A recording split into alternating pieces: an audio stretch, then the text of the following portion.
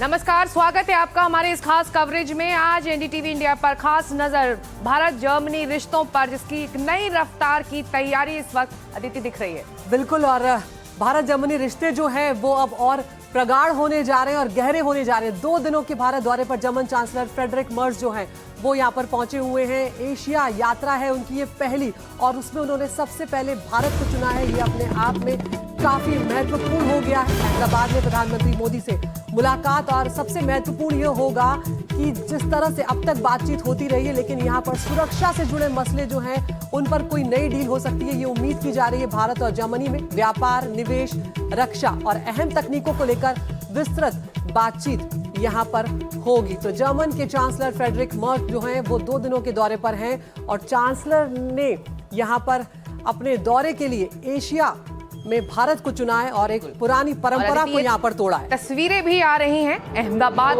वो आज सुबह सुबह पहुंचे हैं, उनका स्वागत किया गुजरात के राज्यपाल ने। और फिर जो तस्वीरें आप ये लाइव हम अपने टेलीविजन स्क्रीन पर देख सकते हैं, साबरमती आश्रम पहुंचे हैं।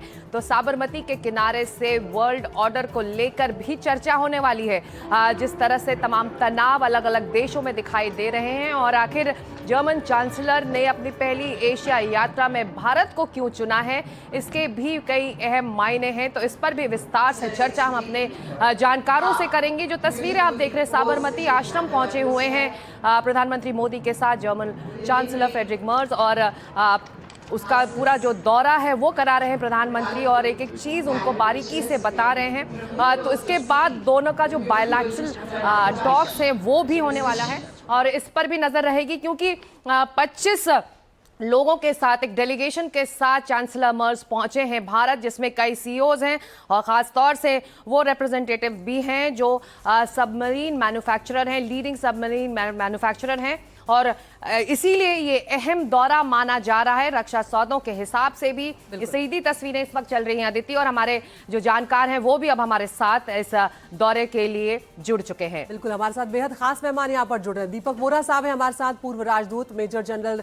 संजय मैस्टर हैं, retired defence expert. Sanjeev Srivastava हैं, वरिष्ठ पत्रकार। प्रभुदयाल, पूर्व राजदूत, हमारे साथ उसमें जुड़ेंगे। लेकिन सबसे पहले दीपक वोरा सर, मैं आपके पास आऊंगी। यहाँ पर ये बहुत महत्वपूर्ण हो जाता है क्योंकि एशिया दौरा है उनका पहला मर्ज का, और ऐसे में उन्होंने यहाँ पर भारत को चुना। एक परंपरा जो अब तक होती आई है, किस तरह से जापान को चुना जाता था, दूसरे देशों को चुना जाता था, उस सब को पीछे रखकर उन्होंने भारत को चुना है, जो कहीं ना कहीं दिखाता है कि किस तरह से अंतर्राष्ट्रीय स्तर पर भारत की महत्ता जो है वो और बढ़ी है। बहुत बहुत धन्यवाद। बहुत अच्छा लगता है जब आपके साथ होता हूँ। आपके पास जनरल मेस्टन साहब हैं, हमारे दूसरे सहयोगी हैं, उनकी जानकारी मुझसे कहीं ज्यादा है। भारत को क्यों चुना है? क्योंकि चीन ने कहा टाइगर भाग जाए यहाँ से, रूस को तो बहुत गाली देता है, तो लीडर बना फिरता है एंटी रूस मूवमेंट का, गेट आउट ऑफ हियर, नहीं चाहिए। जापान बोलता है मेरे पास मत है, मेरे पास और प्रायोरिटीज है। अब बनता है किसके पास जाएगा? श्रीलंका जाए पहले या भूटान जाए? कहाँ जाएगा पहले? मेरे पास आएगा। 140 करोड़ की मार्केट मेरी है। सो ही इज कमिंग हियर। मैं बता देता हूँ, मैं एक रियलिस्टिक असेसमेंट दूंगा। बात अच्छी बातें होंगी, मीठी मीठी बातें होंगी। साबरमती आश्रम गया है, वहां पतंग उड़ाएगा नहीं, he is going to participate in the festival. अंग्रेजी में कहावत होती ना, he is flying a kite, तो यहाँ पे ये सचमुच एक अंतरराष्ट्रीय काइट फेस्टिवल में पार्टिसिपेट करेगा। मेन फोकस इस बार वो सबमरीन डील्स का है। मेरा ख्याल $8 बिलियन राफाल जितनी वो डील है, जो पहले भी हुई थी 1980s में। आपको याद नहीं होगा, आपकी उम्र बहुत कम है, मेरी 74 साल की है। जनरल साहब को याद होगा, HDW सबमरीन हमने खरीदनी थी 6, और आखिरी 2 भारत में बननी थी। फिर भ्रष्टाचार के आरोप लगे, वो डील ठप हो गई। बाद में तो पता लगा कि भ्रष्टाचार नहीं था उसके अंदर, सरकार भी हिल गई थी उस समय, जो सरकार थी 1980s में। तो मेरा ये मानना है कि पहली चीज डिफेंस है, दूसरी टेक्नोलॉजी। बेंगलुरु जा रहा है देखने के लिए क्या हो रहा है, 25 CEOs को अपने साथ लाया है। लेकिन ये कहना कि अब रिश्ता बदल जाएगा, नहीं। भारत इसलिए आया है कि ये जान गया है कि अब जो है उभरती दुनिया, जो नया, जिसको हम वर्ल्ड ऑर्डर कहते हैं, वर्ल्ड तो डिसऑर्डर में है, वर्ल्ड ऑर्डर की बात करते हैं, उसमें भारत की अहम भूमिका होगी। हमें नाराज नहीं करना चाहता, हमसे दोस्ती करना चाहता है, इसीलिए वो मेरे पास आया और दुनिया को दिखाना चाहता है, अपने लोगों को। ये भी याद रखिए मैम कि मैं माफी चाहता हूं इसके लिए, जर्मन में रेसिस्ट फीलिंग बहुत है। एक टाइम था हमारे आईटी वर्कर्स जा रहे थे तो वहां पे कहते थे किंडर स्टार्टिंडर, उसका मतलब होता है भारतीय नहीं चाहिए, हम खुद करेंगे इसको। बाद में लिए 2-3 साल पहले तो एक अग्रीमेंट भी किया था कि हमारे लोग आसानी से जाएंगे, काम करेंगे आईटी में, इधर नर्सेज जाएंगी, ये वो ठप हो गया, वीजा मिलना अभी बड़ा मुश्किल है। सो ये चीजें अगर आप ध्यान रखें, रियलिस्टिक असेसमेंट अगर मैं करूं तो मैं कहूंगा 1 से 10 का जो स्केल है इस विजिट को मैं 8 नंबर दूंगा, 10 नहीं दूंगा। Let's see what comes out. Defence के अलावा क्या होगा ये मैं बिल्कुल। देखना चाहता हूं। साबरमती के किनारे से जब ये अहम मुलाकात हो रही होगी तो देखना होगा कि किस तरह का शांति का संदेश यहां से निकलता है जब दोनों नेता आमने सामने होंगे बातचीत के लिए। इसी दौरे पर नजर रखे हुए हैं हमारे सहयोगी हिमांशु शेखर जो जुड़ रहे सीधे अहमदाबाद से। चलते सीधे हिमांशु के पास। हिमांशु, साबरमती आश्रम का दौरा और उसके बाद जो सीधी तस्वीरें आ रही हैं कार्यक्रम के हिसाब से वो काइट फ्लाइंग फेस्टिवल में शामिल होना है। आप पूरा ब्यौरा बताइए, आज दिन भर दोनों नेताओं का कार्यक्रम क्या होने वाला है? देखिए, सबसे पहले जैसा आपने कहा कि साबरमती आश्रम दोनों नेता पहुंचे हैं और उसके बाद जो काइट फेस्टिवल है, काफ़ी मशहूर है साबरमती रिवर फ्रंट पर, वहां पर इंटरनेशनल काइट फेस्टिवल में दोनों नेता भाग लेंगे। और उसके बाद प्रधानमंत्री कार्यालय के मुताबिक ठीक 11:15 पर महात्मा मंदिर इन गांधीनगर, वहां पर बायलैटरल इंगेजमेंट होगा। देखिए, सामरिक महत्व की चर्चा हो रही थी। भारत और जर्मनी के बीच जो सामरिक संबंध है वो 25 साल उनका पूरा हो चुका है। अब भारत और यूरोपियन यूनियन के बीच फ्री ट्रेड एग्रीमेंट पर जो बातचीत है वो निर्णायक दौर में है और ये कहा जा रहा है कि ये अब तक की सबसे महत्वपूर्ण ट्रेड डील होगी यूरोपीय देशों के साथ। और ऐसे समय पर जब भारत की अर्थव्यवस्था 7.4% की रफ्तार से आगे बढ़ रही है, जो मौजूदा आंकड़े सांख्यिकी मंत्रालय की तरफ से जारी किए गए, उससे ये बात फिर से साबित हुई है कि दुनिया में भारत सबसे तेज रफ्तार से आगे बढ़ने वाली बड़ी अर्थव्यवस्थाओं में सबसे आगे है। और इससे बिल्कुल साफ है कि प्रधानमंत्री कार्यालय ने जो नोट जारी किया है उसमें ये बात प्रमुखता से कही गई है कि इस बातचीत का जो सबसे मुख्य एजेंडा है वो होगा ट्रेड और इन्वेस्टमेंट, क्योंकि भारत को एक आर्थिक दृष्टिकोण से एक उभरती हुई शक्ति के तौर पर देखा जा रहा है। सबसे तेज रफ्तार से आगे बढ़ने वाली अर्थव्यवस्था भारत पिछले कुछ साल से बना हुआ है और इसलिए अंतर्राष्ट्रीय निवेशकों को, विशेषकर जो निवेशक जर्मनी में है, वो भारत में ज़्यादा से ज़्यादा कैसे निवेश करें, कैसे एक इनेबलिंग इन्वायरमेंट तैयार किया जाए, ये एक प्रमुख एजेंडा होगा। दूसरा, प्रधानमंत्री कार्यालय की तरफ से ये कहा गया है कि एजुकेशन, स्किलिंग, मोबिलिटी, ये 3 और अहम मुद्दे हैं जिस पर दोनों देशों के जो बड़े नेता आज बैठक करेंगे उस पर चर्चा होगी। और साथ ही रक्षा और सामरिक महत्व बनाए रखिए। लेकिन कुछ तस्वीरें भी यहाँ पर अपने दर्शकों को दिखाएंगे। यहाँ पर हिमांशु, किस तरह से अब दोनों नेता जो हैं वो द्विपक्षीय बातचीत की तरफ आगे बढ़ेंगे उससे पहले लेकिन तस्वीरें यहाँ पर आपको दिखाते चल रहे हैं। जोरदार स्वागत यहाँ पर किया जा रहा है और आप देखिए किस तरह से अतिथि देवो भव। We now playing the German tune through the musical instruments of India. Sitar, santoor, flute, violin, mandolin and खूबसूरत यहाँ पर तरीके से मर्ड्स का स्वागत किया जा रहा है। मेजर जनरल संजय मैस्टन, यहाँ पर आपके पास मैं आऊंगी। भारत और जर्मनी की जो रणनीतिक साझेदारी है उसको 25 साल अब पूरे होने जा रहे हैं, यहाँ पर पूरे हो रहे हैं। ऐसे में सुरक्षा के लिहाज से अगर देखा जाए, रक्षा के लिहाज से देखा जाए, जर्मनी में अपनी जो पूरी रक्षा नीति है उसमें बदलाव किया है रूस और यूक्रेन के युद्ध को देखते हुए, और 2035 तक अपनी जो सेना की संख्या है उसे बहुत ज़्यादा बढ़ाने का एक तरह से फैसला लिया है। अगर अभी 1.5 लाख से ऊपर है तो 2.25 लाख तक करने का फैसला लिया है। इसमें भारत की भूमिका किस तरह से अहम होने जा रही है? अदिति, देखिए, भारत की तो भूमिका बहुत अहम हो रही है। पहली बात, जैसे एम्बेसडर वोरा ने भी बोला था, वोरा ने, कि देखिए सबसे बड़ी बात यह है कि आज पूरे विश्व में एक बहुत बड़ी इंस्टेबिलिटी और अनसर्टेनिटी है और मेरे ख्याल भारत ही एक ऐसा देश है जो विश्व का एक एंकर बना हुआ है और सबसे स्टेबल कंट्री है। चाहे हमारी इकोनॉमिक ताकत हो और कोई भी ताकत हो, आज भारत पॉलिटिकल स्टेबिलिटी देखिए। तो कहने का मतलब है ये हमारी वैल्यू बढ़ती है। और आपने अच्छा सवाल उठाया था कि भारत ही क्यों, क्योंकि ये सबसे बड़ा जवाब यही है क्योंकि भारत एक एंकर है और हर नेता विश्व का अभी भारत के साथ एंगेज करना चाहता है हर लिहाज से, क्योंकि चाइना जिस प्रकार अभी अपने मार्केट से एक्सपोर्ट कर रहा है और आर्टिफिशियल इंटेलिजेंस, आज विश्व ने रियलाइज किया है कि चाइना सिर्फ डंपिंग कर रहा है। जैसे अभी आपने जर्मनी की बात की, वहां डंपिंग कर रहा है। भारत के लिए इतनी अच्छी स्थिति है क्योंकि हमारा एक है बायलैटरल ट्रेड होता है, हम डंपिंग नहीं करते हैं और अभी जो ट्रेड है वहां पर 246 बिलियन यूरोस का है बिटवीन चाइना और इंडिया और चाइना और जर्मनी का, और जहां तक हमारा सिर्फ 29 बिलियन यूरोस का है। तो एक तो वहां बढ़ोतरी मिलेगी, लेकिन रक्षा के तौर पे मैं बोलना चाहूंगा, देखिए पहली बात प्रोजेक्ट 751 जो है सबमरीन्स का, जिसमें $8 बिलियन सैंक्शन हुए हैं, तो मेरे को लगता है ये बहुत जरूरी प्रोजेक्ट है। इसमें 6 एडवांस न्यूक्लियर नहीं, नॉर्मल कन्वेंशनल सबमरीन्स को हम जॉइंट प्रोडक्शन करेंगे, और ये जो कंपनी है ये थाइसिन ग्रुप मरीन सिस्टम्स है जर्मनी की, और भारत के मजाकान डॉक्स के साथ करेगी। तो ये जो एक प्राइम मिनिस्टर का एक मिशन है मेक इन इंडिया, ये मेक इन इंडिया जो एक इनिशिएटिव है, आप कह रहे हैं जो मेजर जनरल जो आपने कहा कि बहुत बड़े रक्षा सौदे, हमारा स्ट्रेटेजिक पार्टनर भी है रक्षा सौदों को लेकर जर्मनी। ऐसे में संजीव श्रीवास्तव, मेरा एक अहम सवाल ये है, वक्त की बात हो रही है, टाइमिंग की बात हो रही है, हम सब जानते हैं कि ऐसे वक्त में दोनों नेता मिल रहे हैं इस वक्त अहमदाबाद में, जब वेनेजुएला का क्या हाल हुआ वो हम सब जानते हैं, ग्रीनलैंड को लेकर क्या धमकी ट्रम्प दे रहे हैं वो हम सब जानते हैं, ऐसे में यूक्रेन का वॉर ऑन है, ईरान में क्या कुछ हो रहा है। तो इस तरह के माहौल में जब ये बैठक हो रही है और भारत को चुना है जापान और चीन को छोड़कर, तो अहमियत रखता है ये मुलाकात? देखिए डेफिनेटली अहमियत तो रखता है, और जैसे मेरे दो पूर्व वक्ताओं, दोनों ने, मिस्टर वोरा ने और मेजर जनरल साहब ने कहा कि ये, और जैसे आपने भी जिक्र किया कि ये ग्लोबल टर्मोइल, अनिश्चितता और किसी को कुछ नहीं मालूम क्या होने वाला है, वैसा दौर चल रहा है। उस दौर में जो यूरोप है, यूरोप भी अपनी बाजी नए अंदाज से बिछा रहा है, क्योंकि देखिए आप फ्रांस ने, इटली ने, जर्मनी ने, संजीव जी माफी चाहूंगी कुछ क्षणों के लिए हल्के आपको एक बार फिर से यहाँ पर मैं रोक रही हूँ, क्योंकि तस्वीरें अभी बहुत खूबसूरत आ रही हैं। साबरमती रिवर फ्रंट का ये नज़ारा है, यहाँ पर पतंग उत्सव जो है वो मनाया जा रहा है, और मर्ड्स के लिए खासतौर से यहाँ पर कुछ विशेष आयोजन भी किए गए हैं, कुछ अलग आतिशबाजियां भी की जा रही हैं। हालांकि दिन में आतिशबाजियों का नज़ारा कुछ अलग होता है, तो वहाँ पर रंग आप देख सकते हैं कि जो नज़र आ रहे हैं। और संक्रांति के दिन अहमदाबाद में आसमान पे एक पतंग ही पतंग दिखाई देते हैं, और आज से ही ये पतंग इस फेस्टिवल के जरिए अहमदाबाद के आसमान में दिखाई दे रहे हैं। रिवर फ्रंट जो खूबसूरत नज़ारा है, एक नया टूरिस्ट स्पॉट भी अहमदाबाद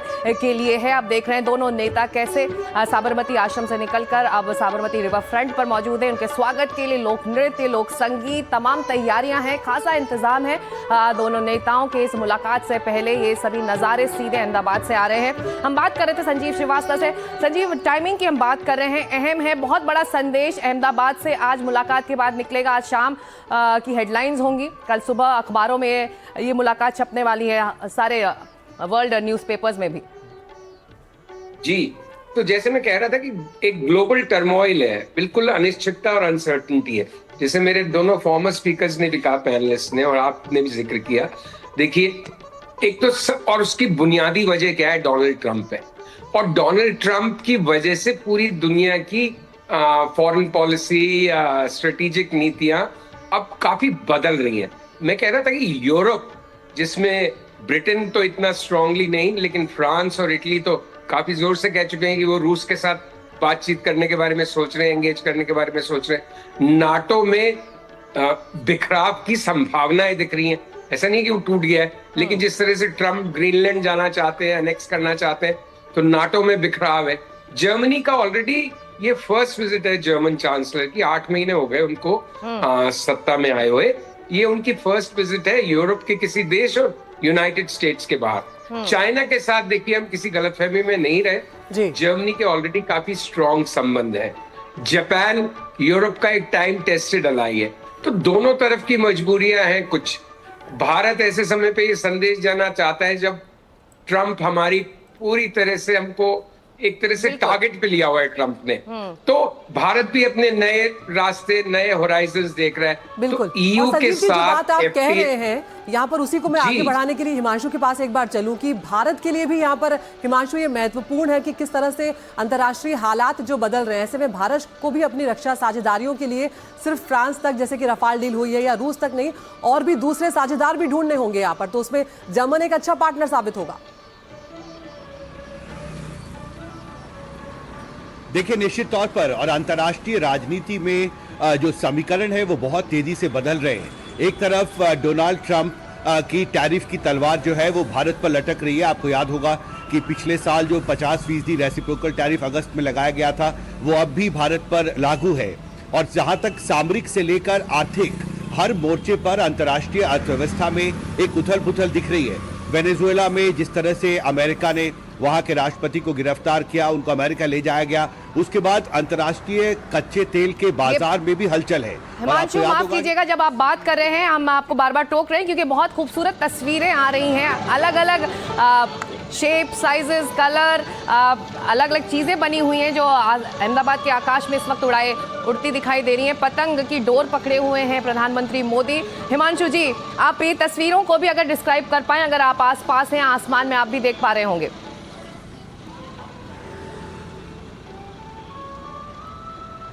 देखिए, जर्मन चांसलर के विजिट के लिए जो साबरमती रिवर फ्रंट है उसको नए सिरे से सजाया संवारा गया है और एक तरह से भारत की जो सांस्कृतिक विरासत है, जो सांस्कृतिक ताकत है, उसको शोकेस किया जा रहा है जर्मन चांसलर के सामने। इससे पहले आपको याद होगा कि दूसरे देशों के राष्ट्राध्यक्षों को भी प्रधानमंत्री अहमदाबाद में आमंत्रित कर चुके हैं, जो वो एक अट्रैक्टिव ग्लोबल डेस्टिनेशन के तौर पर उभर रहा है।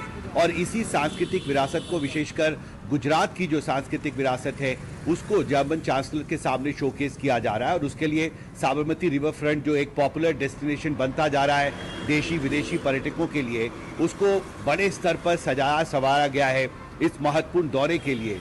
और देखिए, अब से 1 घंटे बाद ही दोनों देशों के बीच के जो बड़े नेताओं की बड़ी बैठक होने वाली है और जिस पर हम लगातार ये चर्चा कर रहे हैं। और देखिए, यहाँ पर आपने अंतर्राष्ट्रीय राजनीति में बदलाव की बात की। इसमें सबसे बड़ी चुनौती जो भारत के सामने है वो डोनाल्ड ट्रंप के टैरिफ की तलवार है जो भारत पर लटक रही है।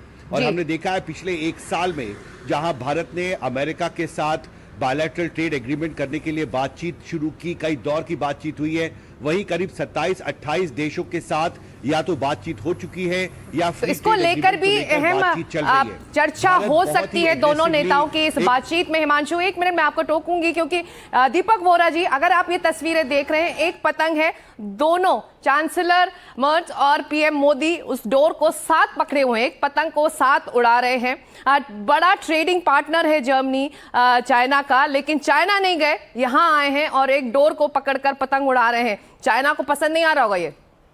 चाइना तो वैसे भी उसको बोला होगा कि माता तो रूस को बहुत गाली दे रहा है। रूस आजकल मेरा दोस्त है, मेरा बहुत जो स्ट्रेटेजिक शब्द हम यूज करते हैं वो पार्टनर है। तो मेरा अपना मानना है मैम कि ये जो दोनों इकट्ठे पतंग उड़ा रहे हैं, ये रियलिटी में पतंग उड़ा रहे हैं, ऐसी हवा में पतंगे नहीं उड़ा रहे हैं। But this will have an impact.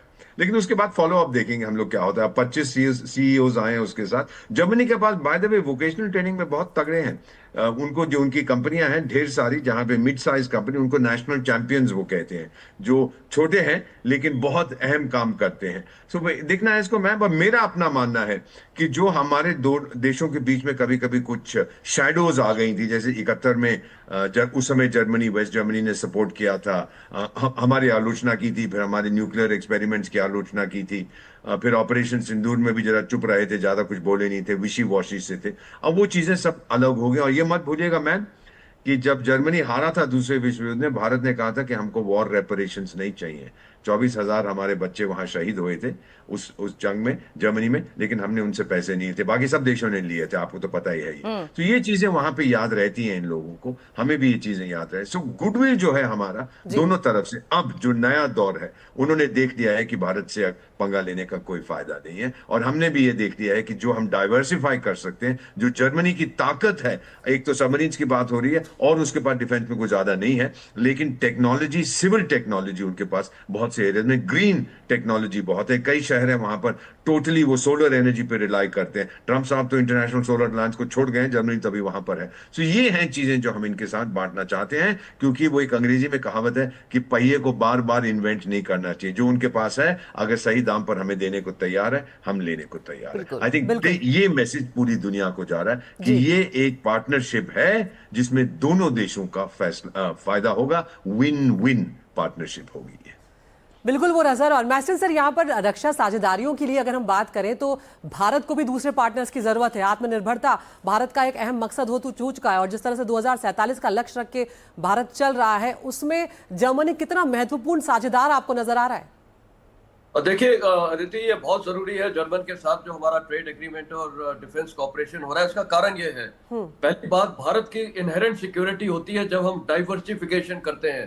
पहले आपको पता है कि हम रूस पे डिपेंडेंट थे, 70% हमारे इंपोर्ट्स हथियार के वहां से आते थे। आज हमने डाइवर्सिफाई कर दिया है, तो डाइवर्सिफाई करने से हमारी कोई मतलब खींच नहीं सकता है, हमारी फ्लेक्सिबिलिटी रहती है और हम जैसे चाहे वो होगा। तो जर्मन के साथ जो उनकी टेक्नोलॉजी है, और देखिए कई मेरे को जगह दिखता है कि डिफेंस में कॉपरेशन और होने की संभावना है।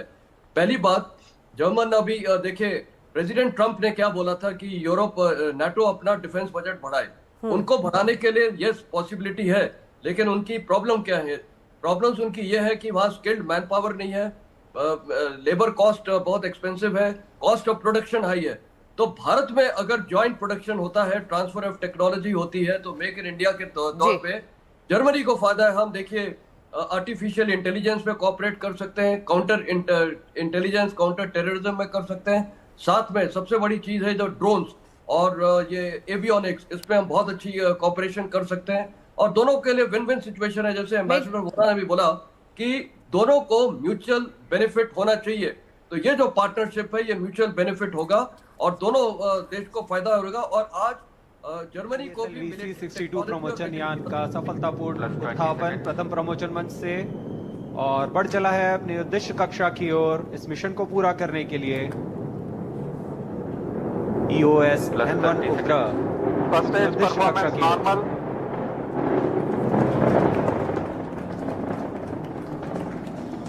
दूसरी तरफ ये तस्वीरें आप देख रहे हैं, इसरो ने लॉन्च किया है अर्थ ऑब्जर्वेशन सैटेलाइट श्रीहरिकोटा से और ये सफल लॉन्च और ये लॉन्च हुआ है। और ये तस्वीरें आप देख रहे हैं, दूसरी तरफ एक तरफ जर्मन चांसलर और प्रधानमंत्री मोदी की मुलाकात होने वाली अहमदाबाद से, दूसरी तरफ ये तस्वीरें आ रही हैं श्रीहरिकोटा से। बिल्कुल, तो हमारे तो डीआरडीओ ने ये जासूसी सैटेलाइट तैयार किया है। तो हम दोनों तस्वीरें जो आपको दिखा रहे हैं, एक तरह से ये कहीं ना कहीं संदेश आपको नजर आएगा इसमें सीधे तौर पर कि किस तरह से हम आधुनिकता की तरफ भी बढ़ रहे हैं, अपनी परंपराओं को साथ लेकर चल रहे हैं। एक तरफ हम पतंगबाजी की तस्वीरें देख रहे हैं, जब हमारे विदेशी मेहमान आते हैं हम उन्हें अपनी संस्कृति से भी अवगत कराते हैं और दूसरी तरफ हम आधुनिकता का साथ भी यहाँ पर नहीं छोड़ते। अन्वेषा इस सैटेलाइट का नाम है जो आकाश से पृथ्वी पर नजर रखेगा। तो ये दो तस्वीरें इस वक्त दिखाई दे रही हैं और इस बीच मेजर जनरल मेस्टन हम बात कर रहे थे टेक्नोलॉजी की, सबमरीन टेक्नोलॉजी लेकर आए हैं चांसलर मर्ज। और ऐसे में जब ये डिफेंस डील होगी, हम एक तरफ देख रहे हैं श्रीहरिकोटा से लाइव तो दूसरी तरफ अहमदाबाद से लाइव, तो टेक्नोलॉजी को लेकर जब डील होगी तो किस तरह का एसेट भारतीय नौसेना के लिए होगा ये सबमरीन टेक्नोलॉजी, वो हमको समझाइए। जबकि दूसरी तरफ हम श्रीहरिकोटा से भी लाइव देख रहे हैं सैटेलाइट अन्वेषा के लॉन्च की। देखिए, जब आप ये सवाल कर रही थी तो सडनली ये इसरो का जो लॉन्चिंग दिखाया है, ये अर्थ ऑब्जर्वेशन सैटेलाइट है, तो टेक्नोलॉजी साफ जाहिर है कि जो भारत की टेक्नोलॉजी है अभी इतनी अच्छी हो गई है कि आज की तारीख में ऑप सिंदूर में हमने रियलाइज किया था कि हमें रियल टाइम इंफॉर्मेशन नहीं मिल रही थी और हम मैक्सर वगैरह पे डिपेंडेंट थे ये इनपुट्स के लिए। अब हम काफी भारी मात्रा में सैटेलाइट लॉन्च करेंगे। आपको पता है 52 सैटेलाइट लॉन्च होंगी जिसमें प्राइवेट और गवर्नमेंट सेक्टर इन्वॉल्व है, और जब ये हो जाएगी तो हमारी अर्थ ऑब्जर्वेशन हमें रियल टाइम इंफॉर्मेशन मिलना शुरू हो जाएगी।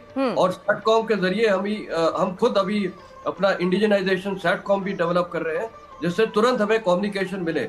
तो कहने का मतलब है, जो अभी आपने नेवी का भी सवाल उठाया है, देखिए आज की तारीख में हमारे पास जितनी भी नेवल एसेट्स हैं, खासकर सबमरीन, ये काफी पुराने टाइम की हो चुकी है और इनको रिप्लेसमेंट चाहिए।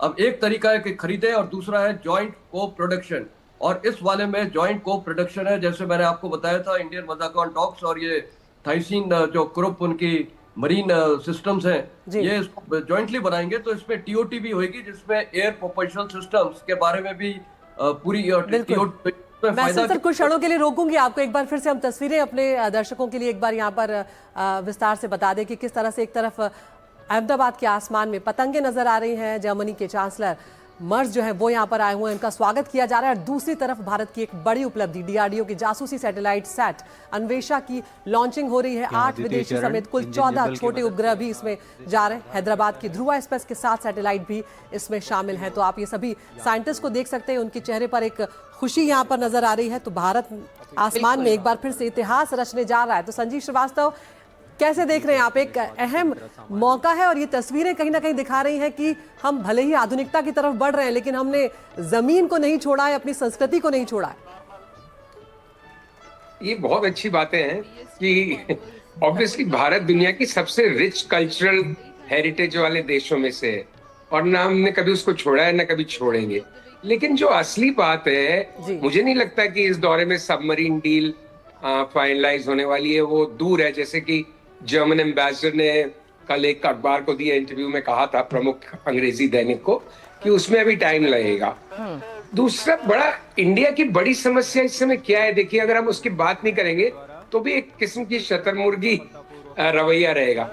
हम 140 बिलियन या इसकी बात करते हैं, हम सबसे दुनिया के बड़े मार्केट की बात करते हैं, लेकिन हमारी स्थिति क्या है? हम लास्ट ईयर दुनिया के वर्स्ट परफॉर्मिंग स्टॉक मार्केट्स में से एक रहे। इंडियन रुपी दुनिया की वर्स्ट परफॉर्मिंग करेंसीज में से एक है डॉलर के मुकाबले। तो हम भी डेस्परेट हैं अच्छे ट्रेडिंग पार्टनर्स के लिए। उसके लिए हमारी यूरोपियन यूनियन से ट्रंप की 50% टैरिफ की बात कर रहे थे हिमांशु, लेकिन पिछले 4-5 दिन में भारतीय शेयर बाजार 3-4% गिरा है, क्योंकि नई 500% की तलवार आ गई है जो बिल पास किया है ट्रंप ने। तो बहुत अनिश्चितता के दौर से हम गुजर रहे हैं। ऑफ कोर्स भारतीय इकोनॉमी और लीडरशिप बहुत रेजिलिएंट है, हम निकल जाएंगे, लेकिन फिलहाल एक बड़ा संक्रमण का और चुनौती भरा दौर चल रहा है। उसमें हमारे लिए हमारी उम्मीद ये है कि जर्मनी EU के साथ जो हमारी ट्रेड डील हो उसमें एक सकारात्मक भूमिका निभाए, और मेरे ख्याल से वो इस मीटिंग का सबसे बड़े या प्रमुख एजेंडाज में से एक है। बिल्कुल, एक नया ट्रेडिंग पार्टनर और एक नई पार्टनरशिप टैरिफ ट्रंप के इस दौर में उसको तलाशने की गुंजाइश ढूंढ रहे हैं सभी देश। और ऐसे में जो दो तस्वीरें हम अपने दर्शकों को बता दें, एक सीधे अहमदाबाद से आ रही है जहां पर चांसलर मर्ज के स्वागत के लिए भव्य तैयारियां हैं। आज काइट फेस्टिवल का वहां आयोजन है। दूसरी तरफ अन्वेषा सैटेलाइट श्रीहरिकोटा से लॉन्च हुई है। उम्मीद की जा रही है कि अंतरिक्ष से भारत की निगरानी क्षमताओं को बढ़ाने वाला और भारत के लिए आसमान में एक और आंख साबित होगा। इसके साथ ही अन्य देशों के पेलोड भी भेजे जाएंगे। तो ये अहम कामयाबी इसरो के लिए अन्वेषा सैटेलाइट लॉन्च हुआ है। वहीं दूसरी तरफ रंगारंग कार्यक्रम अहमदाबाद में साबरमती रिवर फ्रंट के सामने, जिस पर लगातार हम अपने जानकारों से चर्चा भी कर रहे हैं। ट्रेडिंग पार्टनर्स, नए मार्केट तलाशने की हम बात कर रहे हैं हिमांशु। तो ऐसे में आप जर्मनी के लिए भी, हालांकि चीन और जापान उसके बड़े ट्रेडिंग पार्टनर्स रहे हैं, लेकिन 25 साल स्ट्रेटेजिक पार्टनरशिप की भारत के साथ सेलिब्रेट इस दौरे के दौरान हो रही है। लेकिन भारत में वो अपने लिए नया बाजार भी तो तलाश रहा है। देखिए, निश्चित तौर पर क्योंकि ट्रंप प्रशासन ने जिस तरह से टैरिफ को लेकर हलचल पैदा की, दुनिया की बड़ी अर्थव्यवस्थाओं के खिलाफ काफी ज्यादा टैरिफ लगा दिया, उसके बाद जो इंटरनेशनल ट्रेड है, जो अंतर्राष्ट्रीय व्यापार है, उसका जो स्ट्रक्चर है, उसका जो पैमाना है, उसमें बहुत स्तर पर बदलाव आए हैं, नए समीकरण सामने आ रहे हैं और अलग अलग देश अमेरिका के इस टैरिफ से बचने के लिए नई नई रणनीति अख्तियार कर रहे हैं। और जैसा मैंने पहले कहा, भारत ने करीब 27 से 28 देशों के साथ फ्री ट्रेड एग्रीमेंट के लिए या तो एग्रीमेंट कर लिया है या बातचीत निर्णायक दौर पर है। आप जर्मनी का आपने जिक्र किया, यूरोपियन यूनियन के साथ एक फ्री ट्रेड एग्रीमेंट को लेकर बातचीत जो है वो निर्णायक दौर में है। वाणिज्य मंत्री अभी कुछ दिन पहले तक ब्रुसेल्स गए थे, 2 दिन तक उनकी वहां पर बातचीत हुई है और ये कोशिश की जा रही है कि फ्री ट्रेड एग्रीमेंट को यूरोपियन यूनियन के साथ जल्दी पूरा किया जाए। सबसे बड़ा ट्रेडिंग पार्टनर है यूरोपियन यूनियन भारत का, और इसलिए ये डील बहुत ही महत्वपूर्ण होगा। और ऐसे वक्त पर जब अंतर्राष्ट्रीय अर्थव्यवस्था में स्लो डाउन दिख रहा है, टैरिफ को लेकर अंतर्राष्ट्रीय व्यापार में अनिश्चितता बढ़ रही है, जर्मनी भी चाहता है कि भारत और जर्मनी के बीच नए सिरे से जो आर्थिक संबंध है उनको मजबूत किया जाए। और इसलिए जहां एक तरफ भारत लगातार अंतर्राष्ट्रीय निवेशकों को प्रोत्साहित करने की कोशिश कर रहा है कि भारत में पॉलिटिकल स्टेबिलिटी है, सिक्योरिटी के पॉइंट ऑफ व्यू से बहुत ही स्थिर देश है, साथ ही भारत सरकार ने इकोनॉमिक रिफॉर्म की प्रक्रिया को आगे बढ़ाया है और इसमें नई संभावनाएं अंतर्राष्ट्रीय निवेशकों के लिए बनी हैं। चाहे वो मैन्युफैक्चरिंग हो, प्रोडक्शन लिंक स्कीम के तहत हमने देखा है अलग अलग सेक्टर्स में भारत में हजारों लाखों करोड़ का नया निवेश जो है वो आना शुरू हुआ है। तो ऐसे वक्त पर जब अंतर्राष्ट्रीय अर्थव्यवस्था में नई संभावनाएं बनी है, मुझे लगता है भारत और जर्मनी का एक साथ आना जी। दोनों देशों के लिए बहुत फायदेमंद होगा। जी बिल्कुल संजीव जी, यहाँ पर मैं आपसे एक बार फिर से इसी मुद्दे को बढ़ाना चाहूंगी कि भारत की भी अपनी चुनौतियां हैं यहाँ पर, और व्यापार इन्वेस्टमेंट पर तो बात हमेशा होती ही है और भी चीज़ों पर बात होती है। यहाँ पर अगर एजुकेशन और स्किल डेवलपमेंट पर बात होती है तो वो भारत के लिहाज से भी बहुत महत्वपूर्ण साबित होगा, क्योंकि इस स्तर पर भारत कई चुनौतियां झेल रहा है। देखिए, जैसे आपने अभी बात कही है, जो इंडिया का माइग्रेशन है, जो इंडिया के स्किल्ड वर्कर्स जर्मनी जा रहे हैं, उसमें थोड़ा नंबर बढ़ रहा है। और ये स्पेसिफिकली जो जर्मन एम्बेसडर ने बात कही है कि जो इंडियन स्किल्ड वर्कर्स अभी जर्मनी में जा रहे हैं, स्पेशली हेल्थ केयर सेक्टर में, नर्सिंग सेक्टर में, थोड़ा बहुत सॉफ्टवेयर सेक्टर में, वो कंपैरेटिवली जो जर्मन लोग हैं इस उसी कामों में लगे हुए, उनसे 20% बेटर रेम्यूनरेशन उनका हो रहा है। उनको 20% बेहतर वेजेस मिल रही है, तनख्वाह मिल रही है। अब ये थोड़ा एग्जैजरेशन हो सकता है इसमें, लेकिन ये बहुत वेलकम साइन है, क्योंकि जिस समय दुनिया के, जैसे ट्रंप ने किस तरह से वीजा रूल्स को टाइटन कर रहे हैं, यूके पहले से ही काफी एक रिस्ट्रिक्टिव पॉलिसी अपनाता है, तो अगर ऐसे देश जहां इंडिया का स्किल्ड वर्कफोर्स जा सके, बेहतर पैसा कमा सके और अच्छे पैसे वापस भारत भेज सके, उसकी वहां भी लिविंग कंडीशंस अच्छी हो और एक उससे पीपल टू पीपल एंगेजमेंट बढ़ती है,